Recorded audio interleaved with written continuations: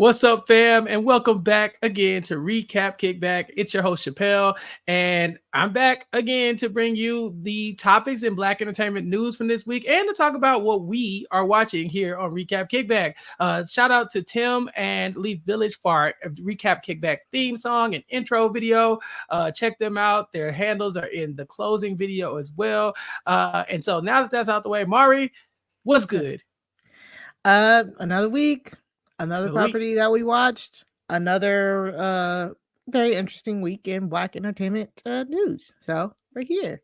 Yes, welcome back, Mari, of course. And we cannot do this without our unofficial like main character energy of the podcast, the person who we really should be hoisting to the front of this a lot more. It's LaTonya Starks. LaTonya, what's good? I'm just happy to be back with my family. As usual, always happy to be here at the Recap Kickback. Yeah. Happy to have you. We have been putting this off for a while. As the keen listeners will know, we talked about Hollywood Black about a month ago, and we talked about parts 1 and 2. Then we said, okay, let's come back in a couple weeks and do parts 3 and 4. And it's been a few weeks, been a little bit over a couple weeks, but we are going to talk about Hollywood Black today, as well as several other topics that are in the news right now. So thank you all for listening to us. Thank you all for joining, and thank you all for supporting the podcast. When people tell you have to talk about Glenn Close saying nappy pussy, it's like you just gotta do it. Things get pushed to the side, you know? Yeah. We didn't say we were never going to do Hollywood Black. It's just like that took precedent. You know what I'm saying? CP time. It's fine. It's cool. It's cool. We make the rules here, okay? Yeah. We are the CPs, so we determine when the time is, Yes. So LaTonya, did you watch that movie, right? You I did. I watched it. I don't even know what to say about that movie. About The Deliverance, yes. Say its name. The Deliverance. So that is the name of the movie. I love horror movies. This is people who know me know this. And so I was like, oh wow, a horror movie by Lee Dan. Like, what? With who? Oh, yeah. Let's see what this is about. And it's based on a true story. All things that I am normally for. But then it wasn't just the story that I was like, what is happening in this movie exactly? But it was also the fact that you can't just have all your characters be unlikable. Like, you have to want to root for somebody in the movie. And I don't know anybody that I really wanted to root for in that movie other than the kids, who were also partaking in doing the terrible stuff because they were possessed by whatever entity was in the house. Yeah. So, I mean, my tweet is still up about it. And I'm pretty sure I was like, okay, that happened. It was like something to that effect. I was just like, okay, I can't believe parts of it were in the movie.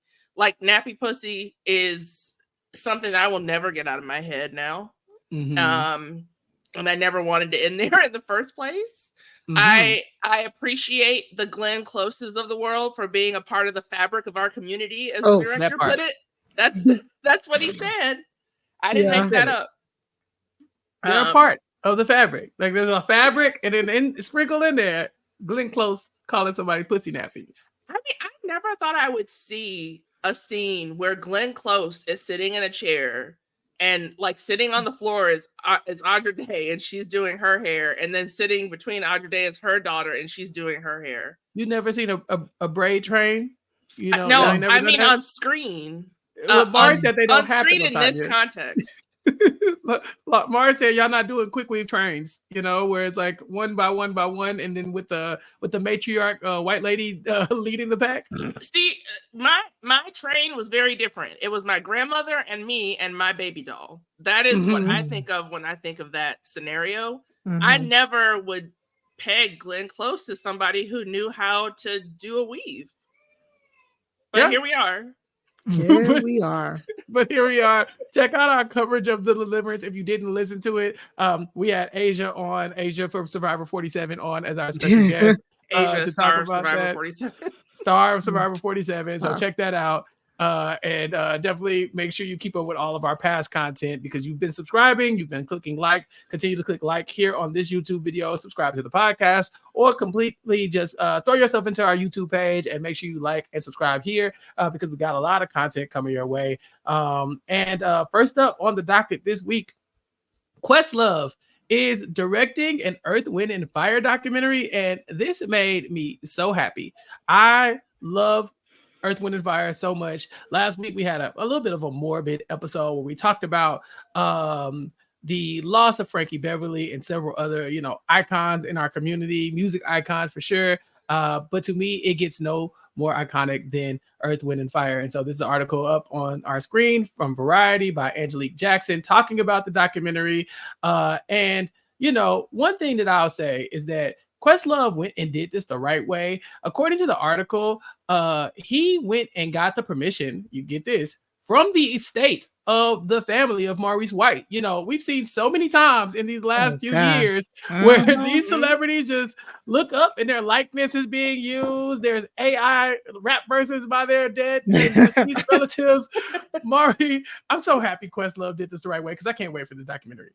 Yeah, I mean, we saw a biopic, an Aaliyah biopic with absolutely no Aaliyah music in it because they didn't get permission from the estate. Like, it's like, if you can't do that bare minimum, you shouldn't do anything else.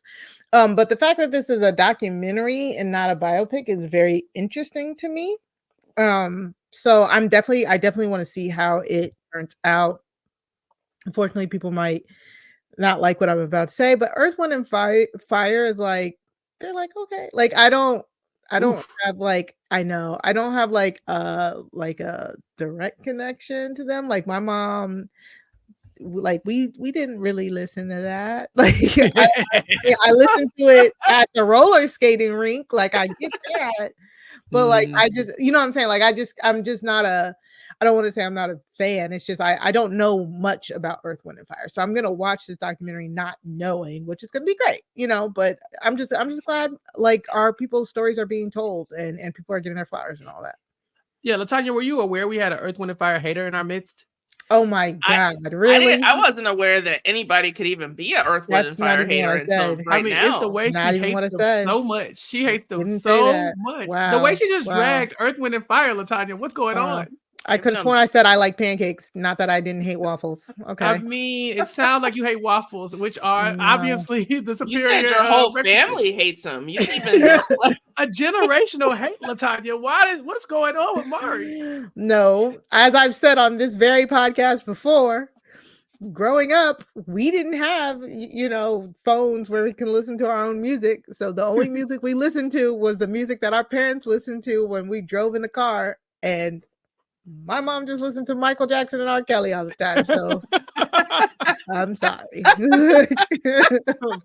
LT, Earth, Wind, and Fire was formed in 1969 by Maurice White, known for just this sound of funk, soul, R&B, jazz, 90 million records, 6 Grammy Awards, and 11 consecutive albums going gold or platinum.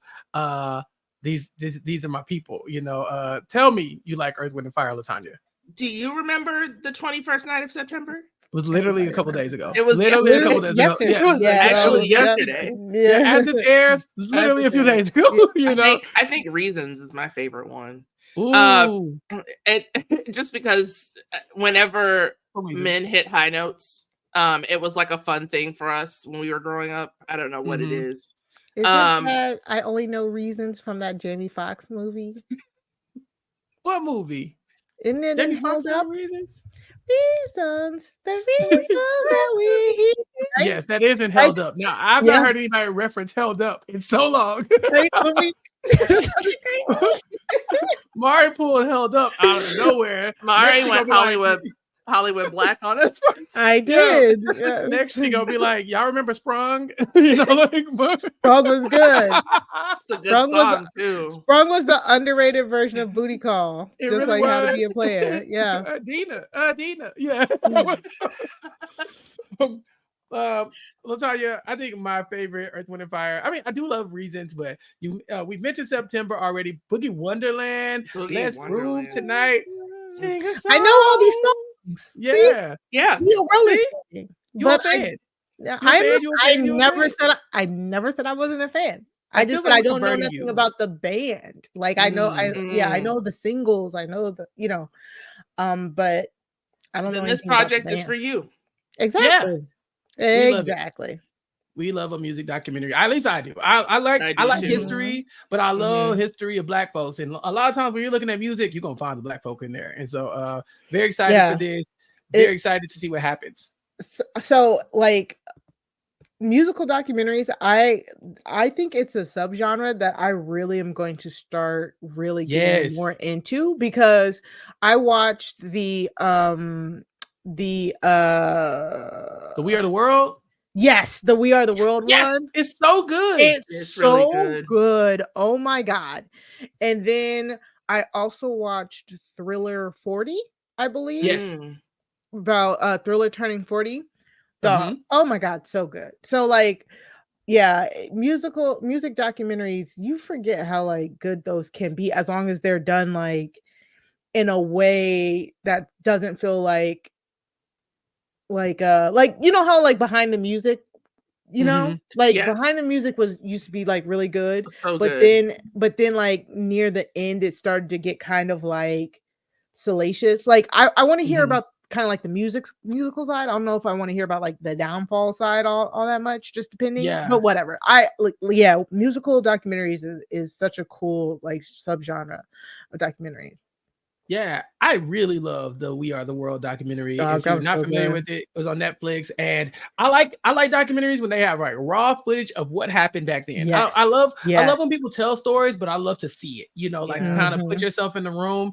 And that was a crazy night where you get to see why Michael Jackson is Michael Jackson, and what everybody else thought about Michael Jackson. Like that's really how I felt, because seeing like Quincy Jones, who we knew was kind of like a mentor to Michael Jackson, but also not being able to rein Michael Jackson in because he is, Michael Jackson. Seeing like just like Lionel Richie, the social butterfly that he is, and like just like all the moving pieces, and then all the artists coming together. It was so good. So I mean, seeing them keep Sheila E. hostage, trying to get Prince there. right, exactly. And then there's so many layers when you bring in Michael and Prince. So yeah, anytime I can get a musical documentary, especially one that's told in a fun light, I think are going to be great. And so looking forward to this. LaTonya, any thoughts about it being QuestLove who's taking this and making it? I mean, I feel like it's going to be really good because it's him. Because he has he's a genius for one. And he has so much musical sensibility and a sense of history as well. Like you get the idea that he realizes the shoulders that he's standing on and tries to make those people proud with every note that he plays.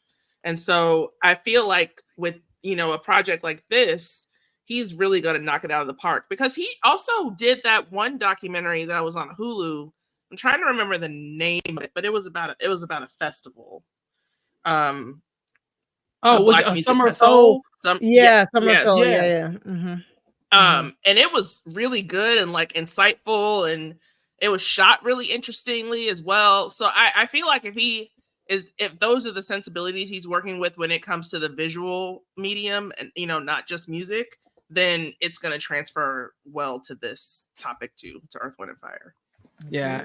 And I heard that he is going to be the executive producer of the remake to the Aristocats movie that is apparently slated to happen. And so, QuestLove's got his hands on a lot of different things. Wait, are they doing it like the real animals type? I don't know if it's gonna be like live action or not. I don't really know. I just know it's a remake. Probably right. Live action is the thing to do, right? It's kind of that's what they're doing now. Yeah.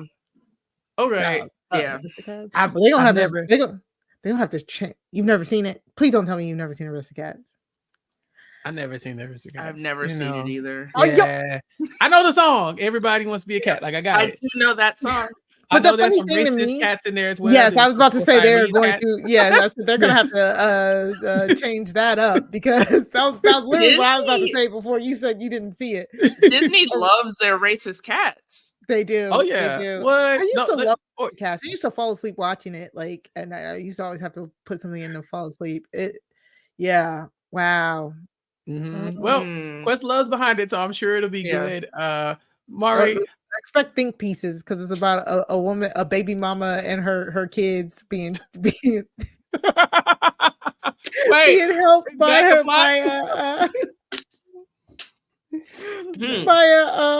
an alley cat. Oh my god. Yeah. Okay. Oh my god. Anyways. All right. We need we said mama. Tell black stories. Okay. We said tell black stories. Well, can we complain? We can't complain. And her broke her broke boyfriend. Oh man. Who wants to make it as an artist. Okay, I'm done. Moving on. Hey, the BET Hip Hop Awards are coming soon. They will be airing on October 15th, I think filmed on October 9th. And Meg Thee Stallion has dominated the nominations with 12 nominations. Kendrick Lamar and Drake will follow close behind. Mari, I believe we talked about the BET Awards, but this is the BET Hip Hop Awards hosted by Fat Joe. That feels like a choice, Mari. Fat Joe is trying to rebrand himself. Apparently, I just saw a whole ad about Fat Joe. He has like a new podcast, and he's doing a rebrand. It's very interesting. So this is right up the alley of the whole rebrand. Weird. But what's the difference between the BET Awards and the BET Hip Hop?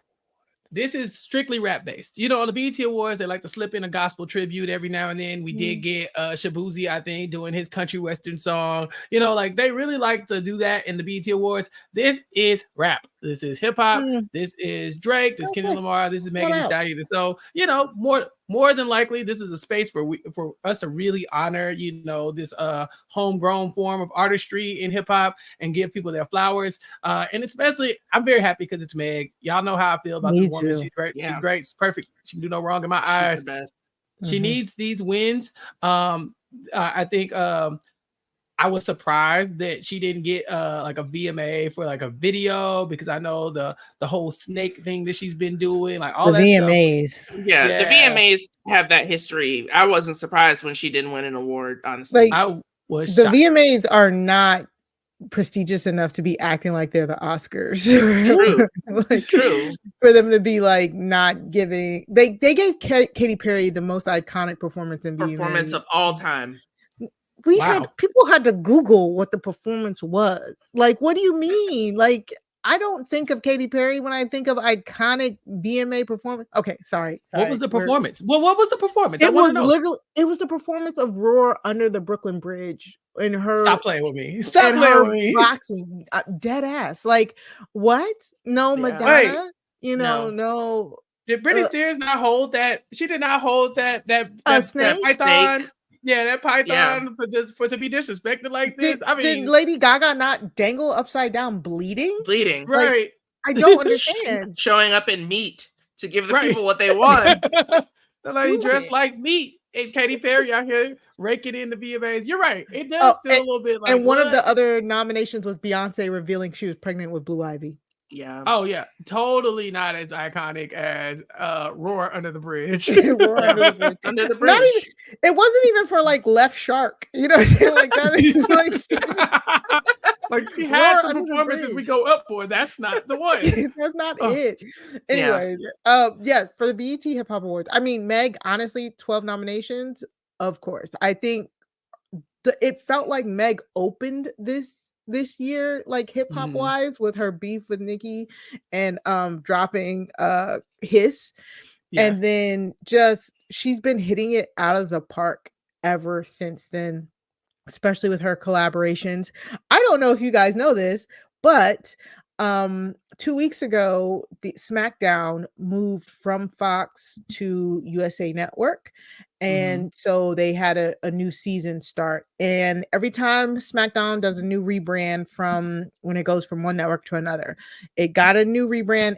I don't really like the logo, whatever. That's not what we're here to talk about. But it did get a new song. And the new song is Megan's new song with RN from BTS. I forget the actual name. Never Play. Yes. That is now the official song, theme song of SmackDown, WWE SmackDown, which is nuts. Huge. I did not one, I love that song. And two, Who is RN? Where did you come from? Why do you sound like that? You sound amazing. Very sexy. We go up for RM here because if we don't, RM, yes, the BTS stands will come after us. The army I don't don't play. know. The I army. love new fan here. Like Yeah. I like it, and it's crazy that that's now the SmackDown theme song. Of course, there are people who hate that because racism, but like it's so good. It's such a good song. So she's having like a banger of a year. She just hosted the VMAs, like we said. So Mari, I believe she tweeted out something like, I think it's finally time I make my debut on SmackDown. Is there any world where we get to see the Stallion has to on the now SmackDown stage? Can I see the Stallion in the ring? Bianca already invited her. Woo! Jade and them say, "Come on, girl." Yeah. Right there. Okay. They're right All there. right. And sorry, I don't mean to get on wrestling, but WWE fired their in-house music people. Thank God they suck. So now the talent can actually find and license their own music now. So hopefully we're getting more like a better crossover of like music and wrestling now. And hopefully if Meg is in that mood, she can help our sisters with a theme song, because technically Jade and Bianca, who are tag team, they don't have a tag team overall theme, so they should work on that for them, you know? Okay, LaTonya, she got nominated for Song of the Year, Lyricist of the Year, Hip Hop Album of the Year, Hip Hop Artist of the Year, Hustler of the Year, Best Live Performer, Hustler of the Year, Best Hip Hop Video, Sweet 16, Best Featured Verse, Impact Track, and 3 in the category for Best Collaboration. Okay, so this might be the year of the Stallion, LaTonya. I mean, it was for me in terms of what I've been listening to. So I don't understand why it shouldn't be for the BET Hip Hop Awards. She's everything. Like, I love her so much, and I only want the best for her. And I would be happy if she won every single award. No, big same. I want to stay on music for a little bit and talk about one of the shows that is back, a show that I have not expected to last this long. Yes, we are talking about The Voice. The Voice is back, baby. And this time we have another lineup of guests, including the D.O. Double Jizzle, Snoop Dogg, joining Reba McEntire, Gwen Stefani, and Michael Bublé for season 26 of The Voice. And 26. Wow. Yeah, I'm so excited. Snoop Dogg on The Voice, first of all, feels insane. He is a walking, living legend, and I feel like he's amongst the greats, and he's going to be so much fun on this show because he's extra AF. We saw a good summer for Snoop Dogg, LaTonya. Him and Flavor Flav infiltrated the Olympics. They were the Olympics. Like, I think Olympic ambassadors officially to the USA. I mean, like, that was dope. Yeah, Snoop Dogg was involved in the opening ceremonies, like for NBC. Yes. Flavor Flav is sponsoring the women's water polo team. Like, the Olympics were made so much more fun just by them being there. And I just remember the gymnasts when they were in qualifying and they saw that Snoop Dogg was in the stands and they started dancing and pointing, and he started dancing and pointing. He might make me start watching The Voice again, because I haven't watched The Voice in a long time, but I love the format of it. Just, you know, love it. Love music, obviously. So getting to sing along to and hear all these new talents and how amazing their voices are, and then see them develop as they work with their mentors. Really cool concept for a show. So I'm excited that he's joining, and I feel like he might bring back some fun to the judging panel. I was watching the trailer, and it definitely looks like a little bit more fun will be added into the season. Snoop was signed in 1992 by Death Row Records, and now in 2024 he owns Death Row Records. So this is like I said, a legend. But also he's such a big personality. I saw them doing gags on in the trailer that are coming from the season, showing like, I think at one point he like sets off some smoke bombs around the other judges. And he's like, so you can't see them, so come, obviously you need to pick me. And Michael Bublé says something like, I don't know what just happened, but I got the munchies. And so I think they're going to be leaning into Snoop Dogg's personality a lot here, Mari. He gave somebody I saw him hold up a platinum like Death Row Records chain and be like, "Hey, if you join my team, you could get one of these." And I thought, really? That's pretty Snoop cool. Dogg really finna sign some people off The Voice, Mari? I mean, maybe I used to love The Voice, like the first few seasons. I used to love it off the strength of the format alone. And then whenever I would like stop watching, I would come back for the judges. So I remember when Usher premiered for it as a judge, I was like, "Ooh, baby, let me like walk back."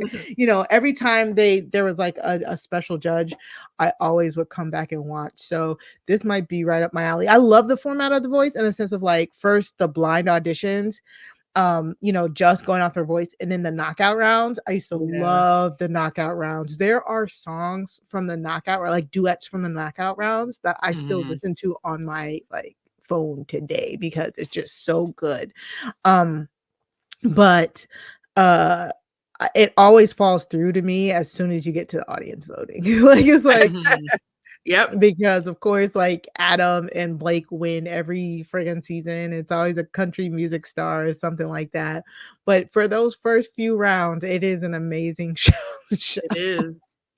Yeah. And to me, I think the reason why I don't watch The Voice is because, and this is gonna sound ridiculous, but come with me on this journey. I like reality shows that people are talking about, and for some reason with The Voice, it feels like while it's on, like you said, Mari, in the early stages, it's like, oh yeah, we're talking about it. So By the good. time the winner is crowned, I can't name. I don't know. I don't know anybody who can name the winners of The Voice. No, right? that's my problem with the show is that there are so many talented people on the show, but it's not just winners of The Voice. Like I don't know very many people from The Voice period who have gone on to have like a long story career, or even like radio play. Well, I do. I know. I actually do. Yeah, but yeah, it's like Melanie Martinez. She was that's who I was thinking of when I said many people. But then she kind of like got canceled. Christina Grimmie, loved her. Yeah. Rest in peace to her. Yeah. Like it's just so unfortunate. Yeah, it was really unfortunate. So it's just like it. I think the problem with The Voice is because the coaches are there and it's ex facto. It's just like a draft. You attribute the win to the coach. You remember the coaching win more than who the person was. I'm pretty sure that black girl and that black country girl got so close, and I don't think she won. I wonder if she's the same one who was on the Beyonce album.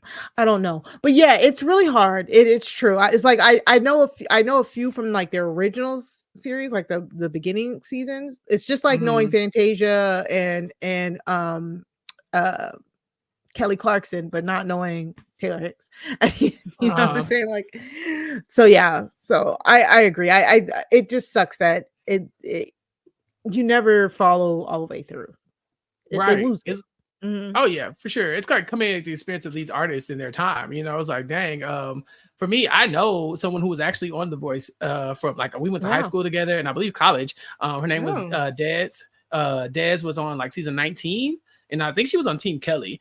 And like I know she's a great singer, but like I knew The Voice wasn't going to appreciate her, and so I was kind of like, if she wins, I'll know. If she doesn't win, then we move, right? And she had some really good moments, but to me, like there's no legend behind the winners of The Voice, and maybe that's a thing the audience needs to correct. But I definitely think the show doesn't do a lot like in the old days where Kelly Clarkson and all these other American Idol winners were such household names. The Voice seems like a harder singing competition, and then also not getting the recognition that I think some of them deserve. So hopefully Snoop Dogg is able to bring back some fire and some excitement to The Voice. Mari, this was a topic that you brought up, and I'm dying to talk about it with you. We got Halle Berry distressed wig parties for her latest watch party. She brought back the call wig, Mari. Yes. Okay. Halle Berry is like the greatest follow on Twitter right now. Yes. She is so amazingly funny on Twitter. She's so with it. She knows the jokes. She knows the gags. She's like there with us, and her new movie, Never Let Go. I still don't know. It's a horror movie, and it's basically everybody's like, it's Halle Berry in a distressed wig with some kids. So it's going to be great because we talk about her in 911 or her in 911. No, what's the name of that? No, movie? it was The Yeah, Call. The Yes. Call. Sorry, Yes. The Call, where she has this famously distressed wig on to the right that we're showing on our YouTube page right now, and she's trying to save Abigail Breslin, who's been kidnapped. And you know, it goes back to her losing Isaiah days. Everybody's like, if it's Yes. Halle Berry and some kids, she's gonna save them kids, and she's gonna have a distressed wig while she's watching. So that's been the running joke on Twitter for like forever. And she got in on the joke by like, people were talking about we're gonna go see Never Let Go, we're gonna get our finest wigs on, and she's like, okay, bet. So she had been organizing watch parties in like LA, New York, I want to say like a few different cities, and she's posting the links where you can go and sign up to come to the distressed wig showings of Never Let Go. And she did pop up to, I think, the New York one, and handed out even more wigs to people. It was great. Like, it's so funny. Like, yes, Chappell's currently showing Halle Berry wigs. Like, hey man, she ate some of these. LaTonya, what you think about this number right here? Distressed enough for you? I so think good. I So think it's impressed. just great. Like she's always looks amazing. And they do say hard wig, soft life. So oh, I know, right? I mean, do they say that? Yes, the correlation is weird, man. That is hilarious. Also, yeah, shout out Never Let Go. If you haven't gone to see I it, want go to check see it it out. so badly. You know, I don't really Definitely do the horror type movies like that unless somebody makes me go. So if y'all want to talk about it, we definitely gotta y'all gotta let me know. Like, hey, we talk about this, go watch it. Because it's not normally my bag, but I'm sure you two are gonna see it. Yeah, Because all my friends like spooky stuff. Did it come out yet? Yeah, it's already out. Okay, No, I'm pretty sure it was September 16th. September 6th. Okay. Oh, so it just came out. Yeah. Okay. Yeah, it's been a couple days, but I've been seeing September 20th. It just came out. Okay. Yeah, it's been a couple days, but I've been seeing people talk about it, so I knew it was out. Yeah, check it out and let us know what you think, and let us know in the comments here on the YouTube video, or in our or you can email us and let us know if we should need to go talk about that movie. Is there something crazy that we need to talk about in the movie? Let us know. It's by the director who did Crawl and The Hills Have Eyes. I like The Hills Have Eyes. And I High like Tension. that. I don't know High Tension, but I like The Hills Have Eyes. So maybe that's a good sign of good things to come. Yeah. Speaking of horror movies, let's talk about what's coming soon. And I think number one probably on my radar right now is Mr. Crockett. Mr. Crockett coming to Hulu soon is a Black horror movie where it's a movie about a mother who must rescue her son from a demonic children's TV host who kidnaps kids. And so it's coming to Hulu on October 11th, starring Jerrica Hinton, who is Stephanie Edwards from Grey's Anatomy. My girl's back. Yep. And they did her so dirty. They did. Oh my God. Oh, Black girls can't catch a break in Grey's Anatomy. I said it. I don't want to spoil Grey's Anatomy for nobody who plans on watching it. But when you get to Stephanie Edwards of it all, I mean, dear God, I don't think they've ever hated a character like they hate Stephanie Edwards. I mean, they put her through the ringer when Jackson Avery stood up at that wedding. Oh my God. When he said, I'm sorry, I said, if you don't sit your... I'm sorry, they made Dr. Edwards walk home. Okay. Oh, Jerrica. Not deserve any of that. I'm happy to introduce her to the new lineup of Black final girls in horror. This is gonna be good. It's got like a Black Freddy Krueger vibe when it comes to like killing the kids and like, you know, killing the parents, taking the kids, and also killing them. Lots of killing. Like you do. And it's just the right kind of spooky, and it's got like a kind of like I Saw the TV Glow vibe with the VHS ness of it all. Like it just looks really, really good. And when I saw this, I was like, all right, be putting that in my save so that it pops up the day that it's out, because I am definitely watching. Yeah. Elvis Nolasco is Mr. Crockett, Mari. Elvis, I've never heard of that person. Oh. So apparently he's from Godfather of Harlem and American Crime Story. So yeah, he's in both of those. Which American Crime? Let me look to see for sure. But I thought it was you who was trying to get us to watch Godfather of Harlem, or you had heard it was good. Yeah, no, I heard it was great. Yeah, my dad said it was great. Really good. Yeah. I haven't watched it though. Oh, okay. Yeah. He was in Roxanne, apparently. Ooh. And he was in he was in the show American Crime, the 2015 drama. With Regina King. Yeah. That's what he was in. Yes. So I'm not very familiar with his work because I have not seen Godfather of Harlem, but the trailer looked good. And so I'm very excited to watch this. We're probably going to cover it here on Recap Kickback, Mari. Would you say? Mm-hmm. Spooky season. Yeah. Spooky season. It's upon us. LaTonya, candy corn is almost back, baby. Yes. It's back. I've decided. Like, it's time. It's time. It's time for spooky season. I enjoyed the summer as much as anybody, but Halloween is my favorite holiday. So I would like that to come now, please. Yeah. All of y'all are like this. You know, Tyrone likes the scary movies. The Was It Good Though podcast, people like the scary movies. Mari's in on it. What am I? I'm sorry. Did I just They make you feel alive. Yeah, there's that feeling part. There's been studies. Yeah, there you go. There's been studies done of people watching horror movies that shows that just like living, like simulating those types of situations increases all these different chemicals in your brain and makes you feel more alive and joyous afterwards. Really? No, I never knew that. I just always thought like people just like being afraid of things, and like that's not really my bag. It's not really what I live for. It's not what I go up for. I just watched The Watchers and Trap, and I did not feel any of those feelings of joy after those movies. There's a reason for that. Yeah. I enjoyed The Watchers more than I thought that I would, but like when not you're the show. The movie. No, the movie. Oh, when you're the show was I couldn't finish the show. But the movie I really I went into it expecting it to just be dumb, and then I enjoyed it a lot more than I thought I would. Really? I haven't seen Trap yet because I'm like I have like a love-hate thing with M. Night Shyamalan, and that's I hate Night Shyamalan's daughter that made Watchers. She may watch. I love to hate him. I love to hate him. LaTonya, what do you love about this man? He's done nothing but give me pain. So he got it right like 2 times. Yeah, I can understand that. The thing that sucks is, in my opinion, his best movie is The Sixth Sense, which is crazy. I mean, that's everybody's opinion. No, people might have different taste, bad taste. But like, I had the twist of that movie ruined for me before I saw it. Oh.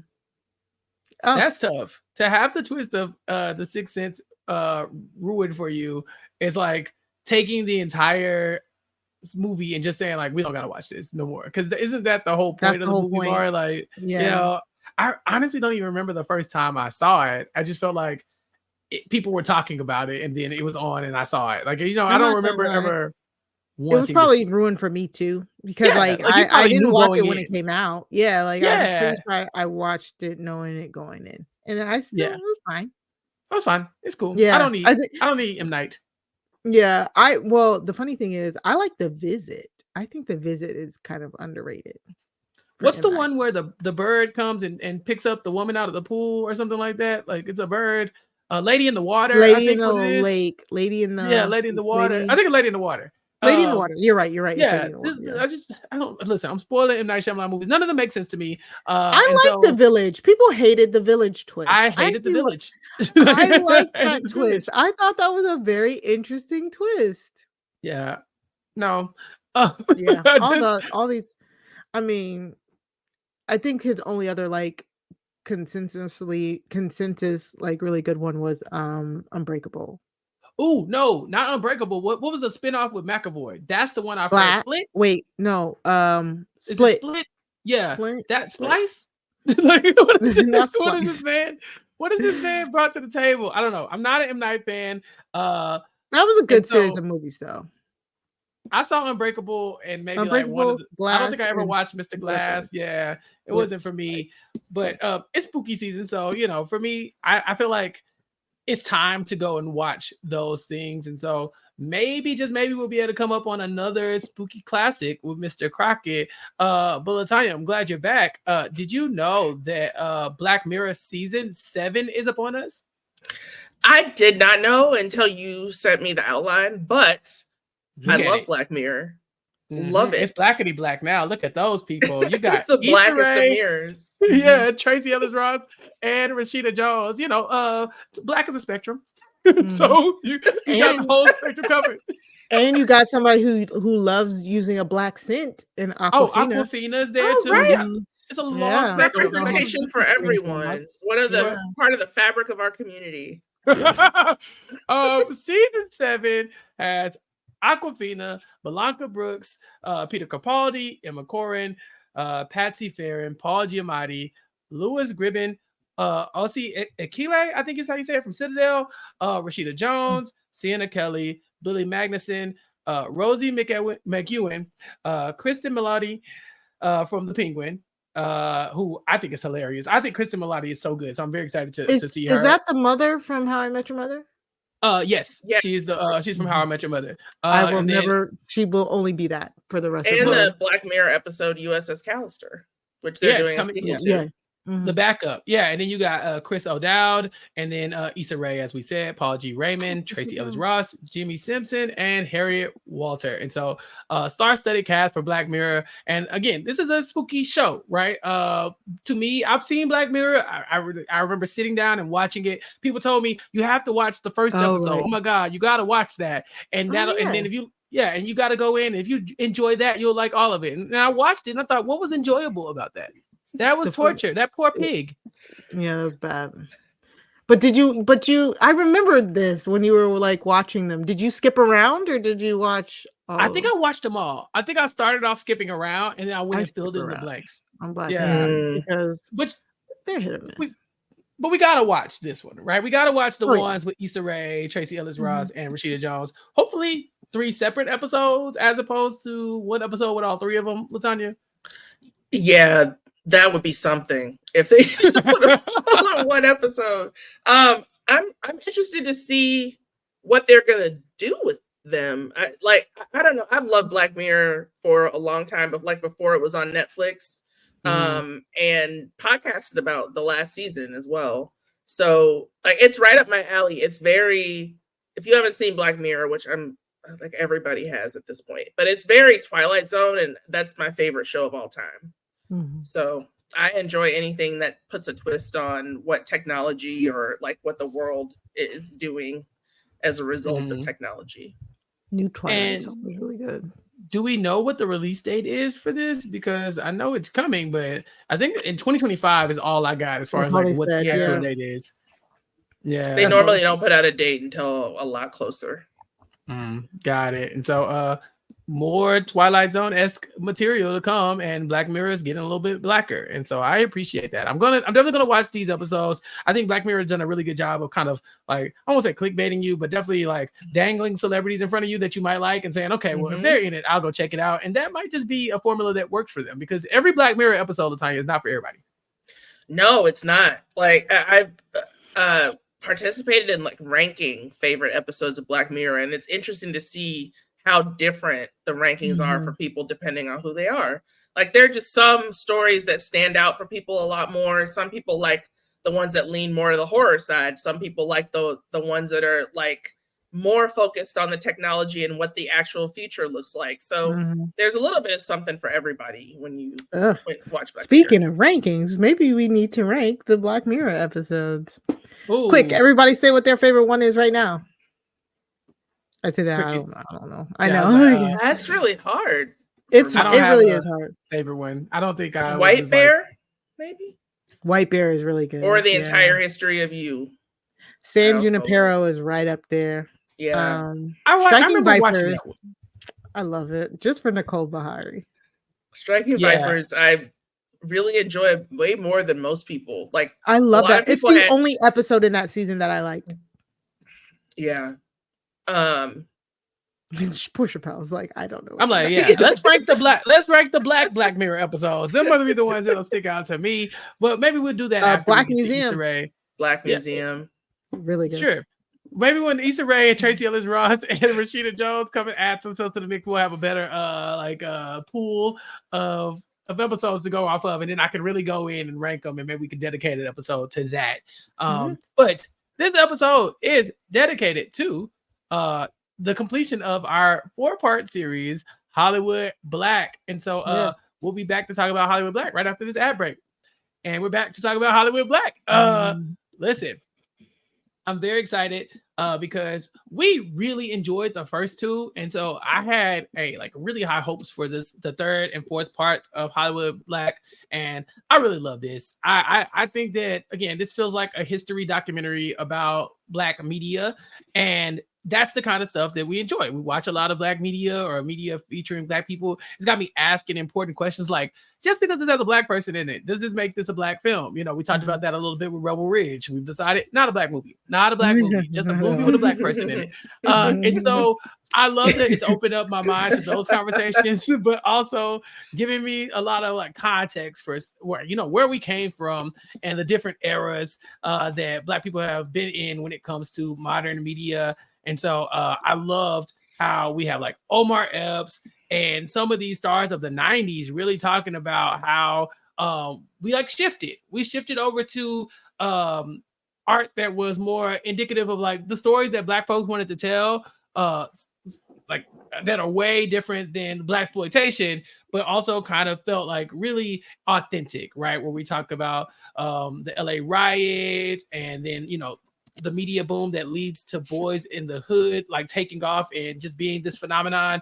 LaTonya, this is kind of this feels like the asylum that raised me, right? These are the films that I feel led me to wanting to do this forever, talk about Black movies.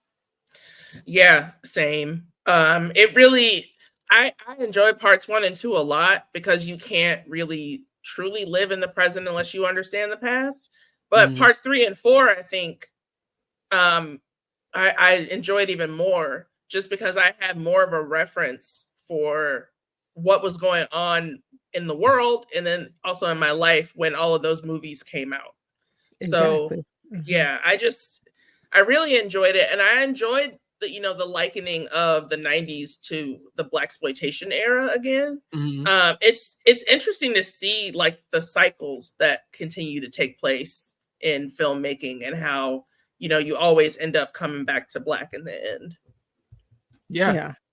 Reggie Hudlin was saying that Black film comes in 20-year cycles. Each wave gets bigger and better and then more global. And then he was saying but why is that the case? Why is it cyclical the entire time? Why does it happen every 20 years or so? We do another revamp. Why can't this be consistent? And some of the people that are cited in these conversations are those Spike Lee and John Singleton moments, right? But then if you look 20 years later after that, you got Tyler Perry doing the Medea thing and making his own path there. Mari, our relationship with Tyler Perry is very complicated as Black people, I would probably say. Yeah, I mean, that's the understatement. Our relationship with Tyler Perry is very complicated. I say as Black people, I would say I say I Black folks' relationship is layered. The conversation is layered, I would say. Yes, for sure. Yeah, I agree. I loved episode 3 where it's focusing on the 90s and the upcoming of Black media and Black art, and it really makes you feel like that was the boom of our media. And when we get to the part where we're talking about Tyler Perry, everything we say about him is true. It's okay, maybe some of the stuff that he makes is not for me, but we understand his importance in the world, in society, in Black Hollywood, in an effect of I loved how they talked about Tyler Perry Studios and how he bought Tyler Perry Studios and how he's hiring all these Black actors that might not get a chance. Tyler Perry, it's very complicated, but at the end of the day, he is opening doors for other people. That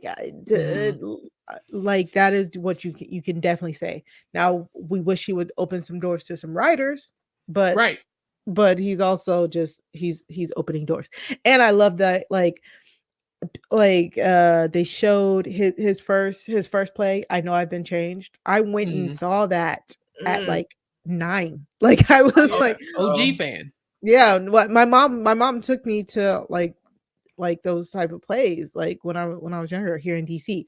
So um it it's not that we don't support him. It's not that we don't like what he does. It's just like, you know, I just wish he would just get a second set of eyes on some of those scripts. You know what I'm saying? A little polish would Yeah. be nice on some of the things. But you know, you have to appreciate somebody who goes and owns every part of their production, right? Like you know, Tyler Perry's not being, you know, like he's out here making what telling the stories he wants to tell that he knows his audience wants to hear, and he's telling them the way that he does it, and they can appreciate it. If people didn't appreciate it, Tyler Perry wouldn't make no money.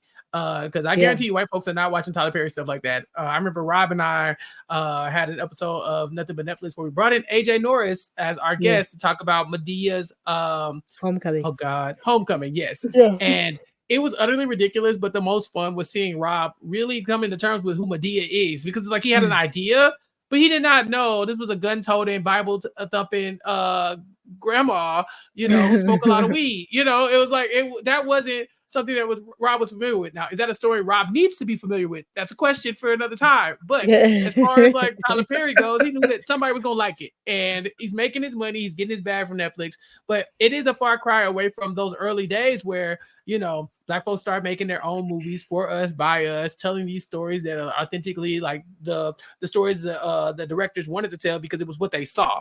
It was New Jack City, Menace Society, things that were happening around them. They were telling the stories about, and it was cheap to make these movies. But now, you know, we are at an age where Tyler Perry is able to say, okay, maybe these might not be stories that you've ever seen before, but people are still going to appreciate them. And so we've come so far. But I think in the middle somewhere, Black folks really became a subgenre of media, LaTonya. Yeah. It just goes along with the complicated and awful times history of the United States. Like everything is a microcosm of what this country is. And that includes the entertainment industry. And, you know, if it sucks, but it's just like a way of life that in the entertainment industry, like the majority of people who are actually in charge and can greenlight stuff are not Black. And so they only want to look at the bottom line. And if they think that a Black audience might show up for something, then they'll be willing to take the risk once to see if it works. Right. Which is really like one of the many failures of the studio system, which I don't think has ever truly ended.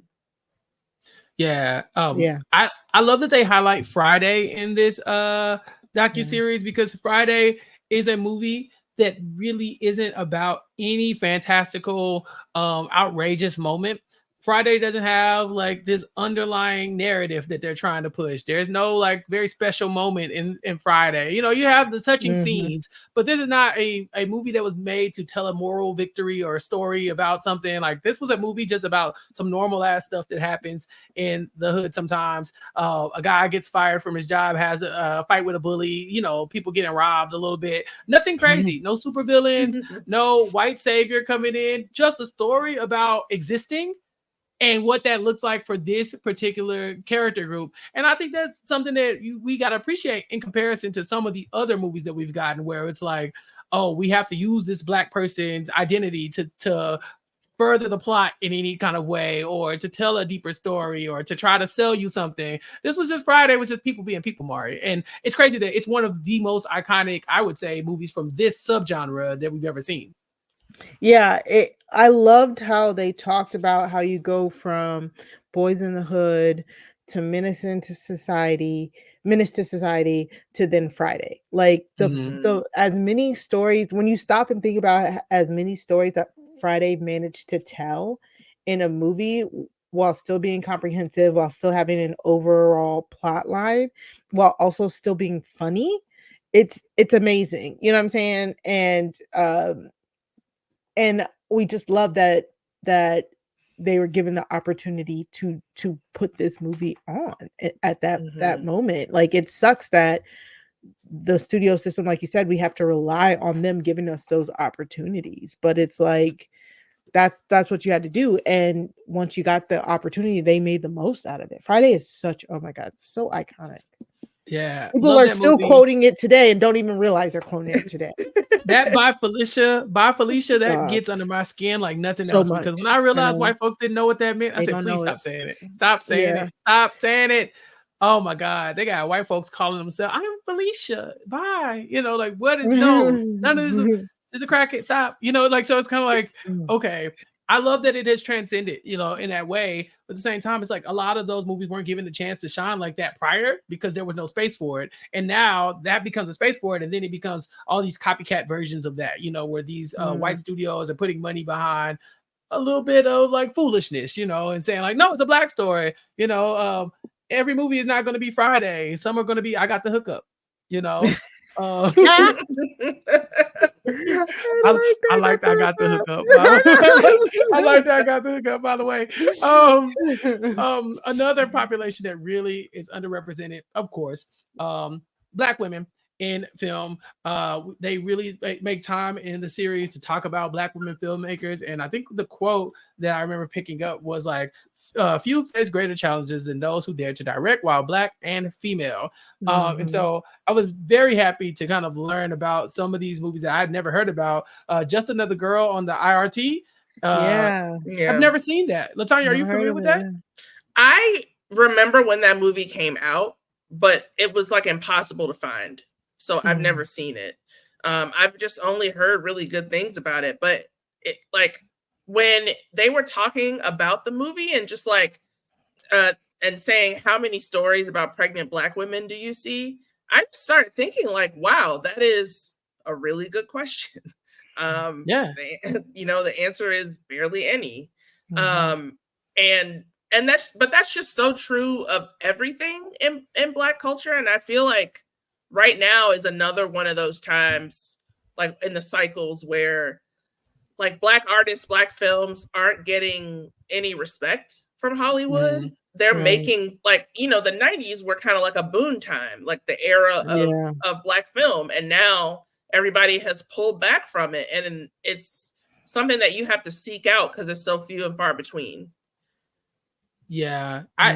I hadn't even thought about it until they said it. You know, like, have you ever had a story about a pregnant Black woman? And this wasn't like a story like of oppression or, you know, of struggle, like in a way that Precious might have been, right? Like, that's a story about a pregnant a Black woman, but she had a lot other, like, she had bigger problems than being pregnant. Like, that was like the least of her worries. You know, she had a lot of stuff going on.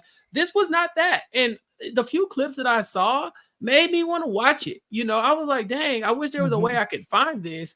They highlight that movie. They highlight East Bayou as well, as another movie that's telling a story that's probably less told more often than not. And then, like, I mean, East Bayou is a great example because I can't remember the next East Bayou. Like, East Bayou stands out to me as one of those movies that doesn't really fit a mold of telling a story that we get a lot of times, Mari.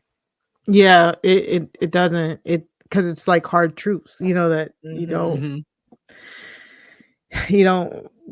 see put on screen that often. I liked hearing about what was it, Julie Dash? Daughters of the Dust. Never heard of that. Never heard of it. Love the imagery from that. Especially because the imagery, I know y'all will appreciate it. Beyonce apparently just utilized that imagery. I had no clue. It's just when I'd never seen that movie or heard of that movie either, but then when I saw the imagery from it, I immediately thought of Beyonce and Formation. Lemonade. And so I just think that I really wish that there was more of an effort being put in, like, in every city to preserving Black films. And Black media, because especially independent ones, independent media. I feel like, you know, we're kind of blessed, like, being in, like, me being in a place like Chicago, There are like actual societies that are dedicated to preserving Black film. I know this happens in like LA and stuff too, and DC is like where all the museums are, but you kind of have to go to a hub in order for that to happen. And that just means that you can't see yourself on screen or see your history on screen. In the same way that Ava DuVernay was talking about having to take the bus from where she lived to the multiplex and still not being able to see a movie like Love and Basketball there, which was like it's not an indie movie at all. Right. It's wild. They talked about The Watermelon Woman as well, a movie about Cheryl Dunye, talking about the story of Black lesbians. And she's like, nobody was working or helping with her, and she had to really build a community to donate their resources to make and be able to allow her to tell this story about a Black queer woman, and again, a movie I'd never heard about. So I love that this series takes the time to highlight those films and kind of put a spotlight on, okay, these are stories that need to be told. And then also goes on to highlight some of the stories and the moments that we do know and that we hold on to, that we've been exposed to a lot more, like Love Jones, like How Stella Got Her Groove Back, and like The Bodyguard. I feel like The Bodyguard wasn't really my demographic of movie, so I've seen it, but I'm not really connected to it. Mari, are you a big like fan of The Bodyguard? Because I just remember the soundtrack mostly. Yeah, the soundtrack. I saw it. I saw The Bodyguard, but Whitney Houston and what's his face? Fall in Love. That's all. Whatever. Can we please talk about Waiting to Exhale, and Love and Basketball? Sure. I know Mari loves Love and Basketball. No, stop it. But also, I did not know Forrest Whitaker directed Waiting to Exhale. I was I was like, huh? I know. What? No clue. He executive produced the soundtrack, which you want to talk about iconic soundtrack. That's what I want to talk about. That is God. The Waiting to Exhale soundtrack is the greatest movie soundtrack of all time. I've said it on this program before. I know Chappell normally counters it with either Love and Basketball or Soul Food. Both of those would be the top three. I would probably say Love and Basketball makes a big push for it, though. I will tell you that. I think Waiting to Exhale is the number one movie soundtrack of all time. I agree. Here's a point in your favor. I did not know that all those songs were original songs. That's pretty cool. So I think I did know that. Forrest Whitaker talks about how every song was like handcrafted. If you went back, remember I told you I went back and I watched the movie in preparation for our brackets and stuff like that and our top fives. Literally, those songs are woven into that movie. You can tell it's woven into that movie. So I was not shocked. I was not surprised. And that movie was so good. And I loved how they talked about how iconic it was and all the iconic moments from that movie, and just showing how like movies and the art of music can make something so amazing, LaTonya, listen to me. Okay, hear me out. Full of Me by Michelle Indigiotello. Soul Sister by Bilal. Dance Tonight, Lucy Pearl. I Like by God. Love and Happiness, Al Green. I Want to Be Your Man, Zach and Roger. It Takes Two, Rob Bass and DJ Easy Rock. Sweet Thing, Shaka Khan. Love and Basketball, Clears. I'm just saying. That's a soundtrack. That is a soundtrack. Okay, Exhale. The shoot song. I know. Sitting up in my room. Sitting up in my room. Not gonna cry. Not gonna cry. Kissing You. This is how it works. It hurts like hell. Aretha Franklin is on this soundtrack. What are you talking about? I skipped some. And Holding Back the Years, Angie Stone. You know what I'm saying? Like, listen. I'm just saying. I agree that these soundtracks are both iconic, but I feel like people don't be given the respect to Mari's favorite movie, Love and Basketball. This honestly, watching this made me also respect Love and Basketball a little bit more. When you say our president spoke. I think because of Issa. Yeah, the president said we need to respect Love and Basketball, and I had to listen. No, I was like, how dare you? First off, Issa. but no, it was mostly talking to Gina Blythewood. I want to make sure. Gina Prince Blythewood. Yes, Gina Prince Blythewood, who talks about, like, the movie's actually from Monica's point of view. Yeah. And when she said it like that, I was like that honestly made me take a pause for a minute to actually think about that, because I don't know if I ever realized that, even though it makes sense once she said it. So now I kind of want to go back. I need to go back and watch it and look at it from that point of view. But I don't like the overarching theme of the movie, but I think I get it. I love that. I love the story of just a coming of age story, a Black coming of age story on the TV screen. It wasn't that traumatic, you know what I'm saying? Like, it was just normal teenage bullshit. It was like young adult bullshit, And so I honestly really, this really made me appreciate Black film so much. It truly did. Like, movies that I was like, that sometimes you kind of roll your eyes at, I was like, damn, you're right. This is it makes you realize everything has its place. Everything is here for like a greater purpose and not just entertainment. I mean, you know what I'm saying? It made me think of like it being a greater importance, and not just like, okay, I don't like to watch slave movies, but 12 Years a Slave. 12 Years a Slave. Exactly. Right, exactly. So yeah, it's just I love this. This just really, these last, listen, part 4 and part 3, like LaTonya said, these are like contemporary stuff that we watch as kids and / are now currently the times we are currently living in, and the dearth of appreciation for a lot of these directors that were sitting here talking to us. I appreciate it so much, honestly.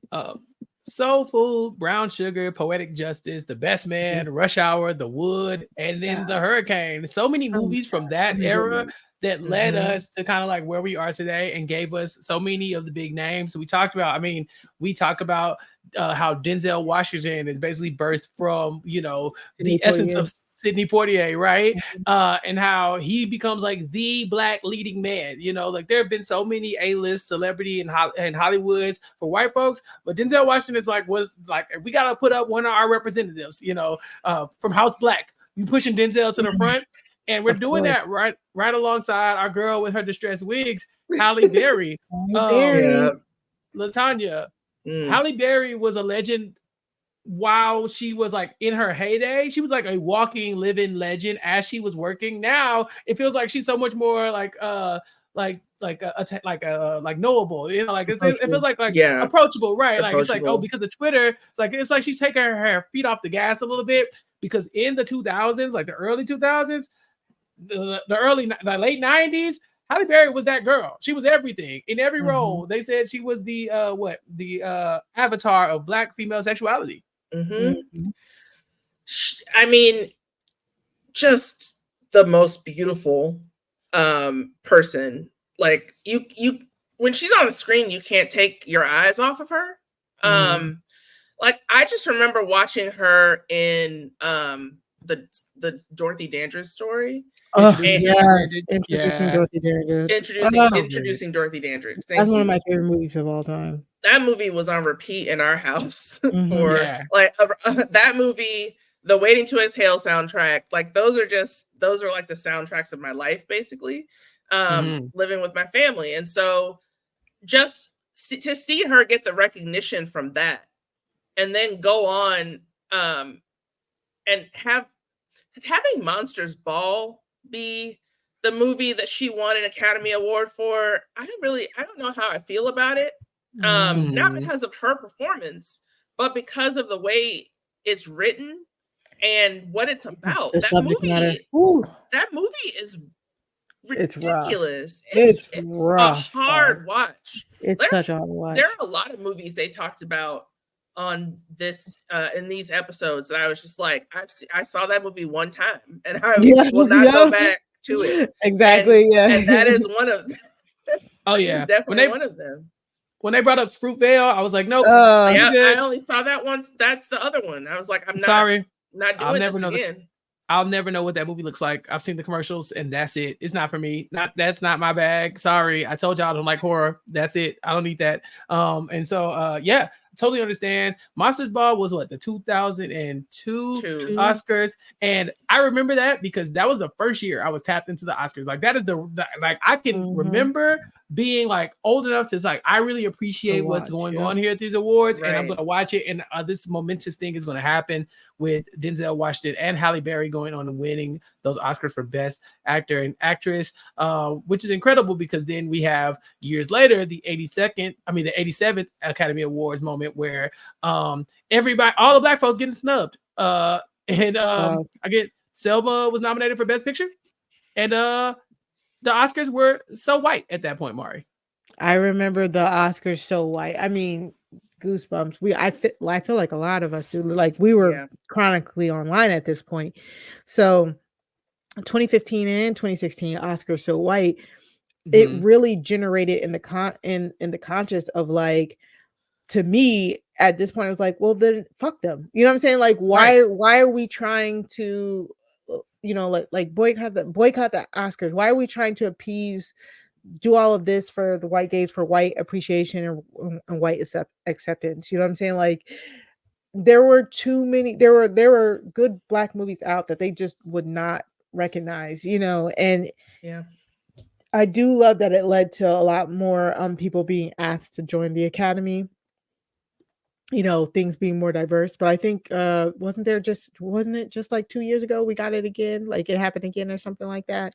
Yeah, LaTonya it's constantly happening. Yeah, it's never not happening at the Oscars. Exactly.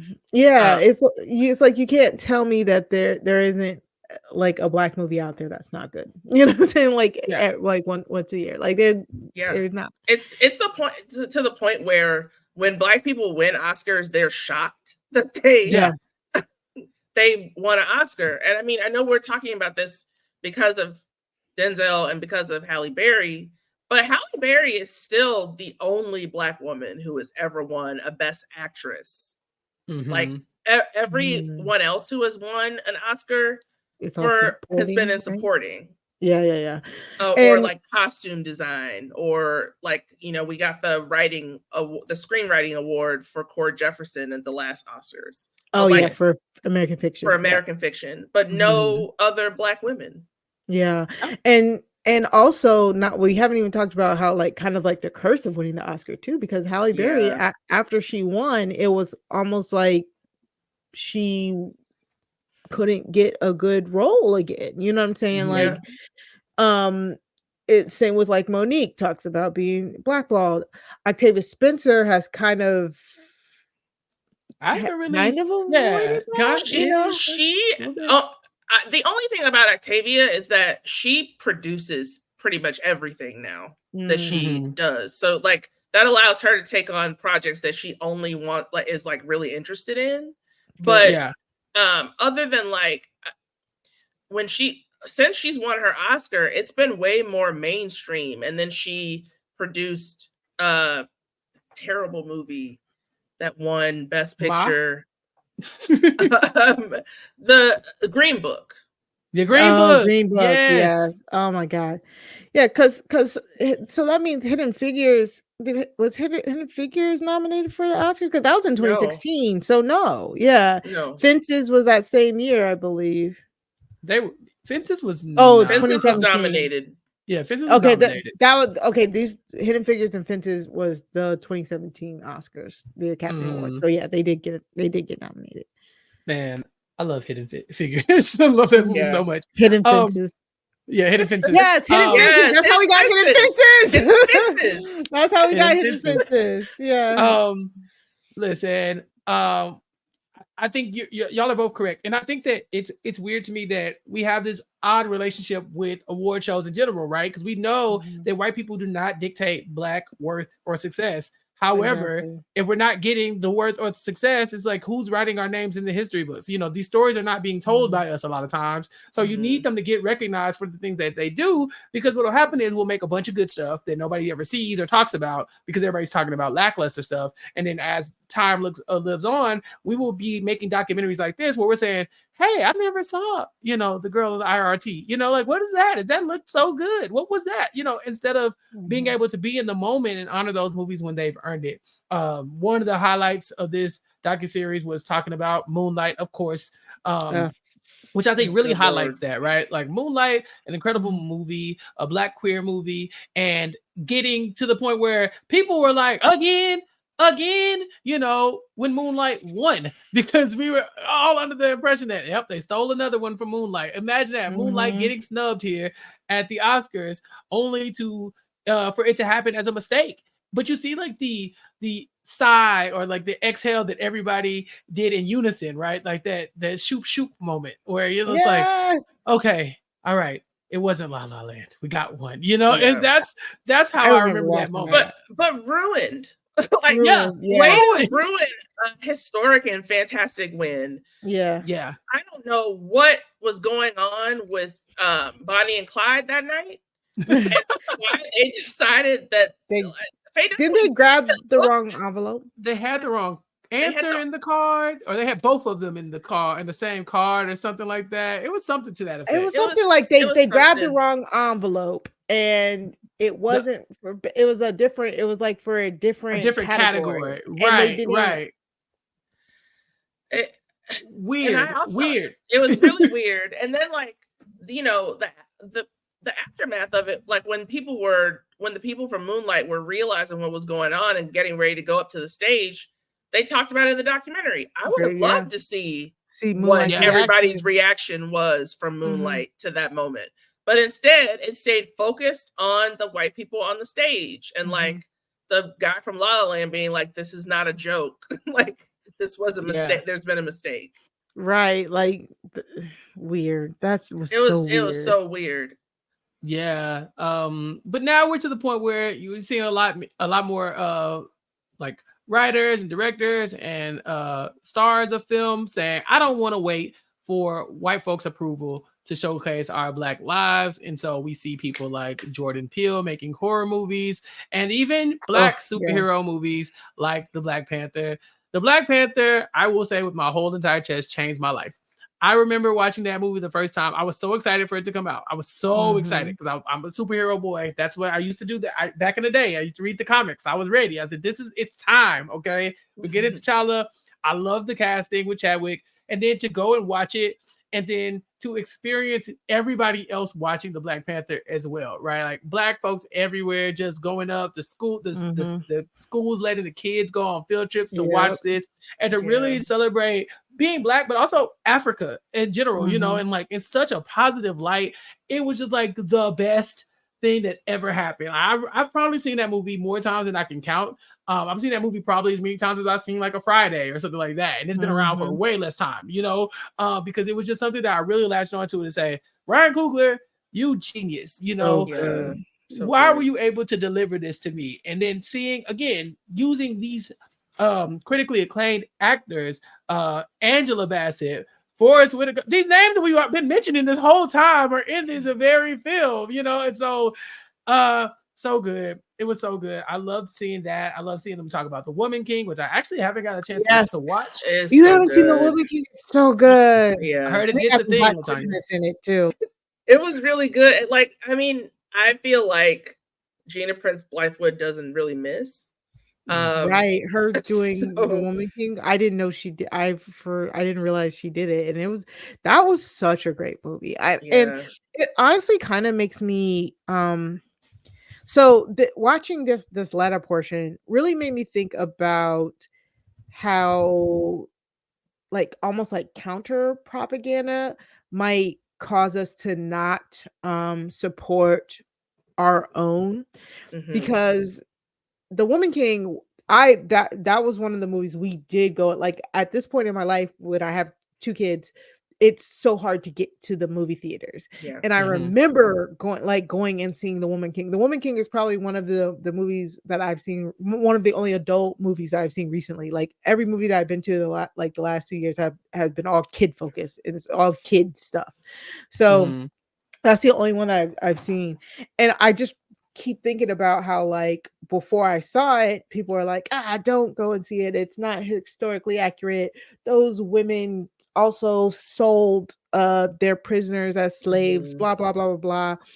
And and it gets people to like not watch it. It made me think of like 12 Years a Slave and how everybody's like, oh, we don't want to see slave movies. But then when they talk about it on here, how this is a slave movie that's written by a Black person, directed by a Black person, and actually shows like it is seen as one of the most like telling parts of like accurate tellings of slavery, Right. and not to see it. Fruitvale Station, like we talked about, Ryan Coogler, like it really makes you think like, man, I feel like I could have been supporting these people a little bit better if I wasn't,